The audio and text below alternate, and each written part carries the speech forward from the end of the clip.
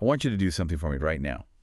Just take a second and look around your current workspace. Or even just picture the last office you were in. Yeah, exactly. Like Yeah. if you're out walking the dog or commuting, just vividly imagine that last office environment.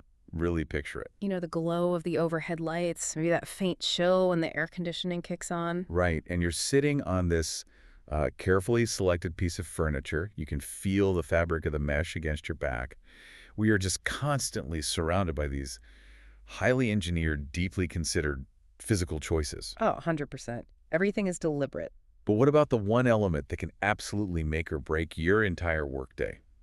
I'm talking about the invisible element, sound. It's completely invisible, and yet, I mean, it is the one atmospheric condition that will ultimately dictate whether you can actually get your work done. Or whether you leave the office with a massive stress headache. Exactly. It's huge. Right. And that invisible dynamic is exactly what we're unpacking in today's deep dive. Right. We are venturing into the often misunderstood world of workplace strategy and interior design. It's a fascinating space, really. It is. Specifically, we're focusing on this approach called the TRL philosophy, which is this specialized design methodology and a structural system that completely dismantles how office acoustics are managed.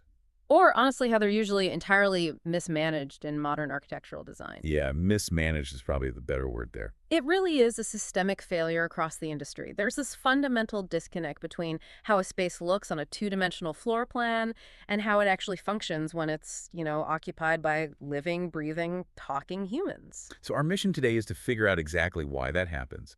We're going to uncover why acoustic needs almost always end up as this complete afterthought in office planning. Which is wild when you think about it. Right. But more importantly, we're going to explore how a concept known as the upgradable acoustic strategy is completely revolutionizing things. Not just how office layouts are physically built, either. No. It's changing the fundamental trust between professional designers and their clients. It really changes how you view the environments that have been designed for you. Because as we'll see, this isn't just about picking out thicker glass partitions or throwing some acoustic panels on a wall. Right. It's about the psychology of foresight. It's about how professionals plan for the inevitable realities of human behavior, even when the people footing the bill can't see those realities coming. Yeah, let's actually start right at the root of the problem.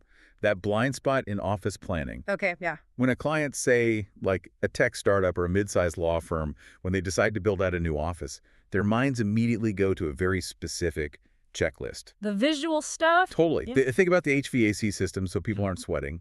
They obsess over the lighting fixtures, the aesthetics. They'll spend weeks debating the furniture selection. Oh, yeah, or whether they want an open concept layout. They're entirely focused on the tangible, visual, and tactile elements. Which makes sense. It does. You can completely understand why. Modern office design heavily favors this very specific aesthetic, think industrial chic, right? Oh, the exposed concrete everywhere. Exactly. Exposed concrete ceilings, polished hardwood floors, these massive floor-to-ceiling glass walls. Visually, it looks spectacular. It feels super open and collaborative. But physically, that combination of materials is an acoustic nightmare, isn't it? An absolute nightmare. I mean, sound is basically just invisible kinetic energy. When you speak, you're sending pressure waves into the air. And they have to go somewhere. Right. And when those waves hit a hard surface like that exposed concrete ceiling or standard glass, they don't absorb into the material, they bounce right off. Just reflecting back into the room. Exactly.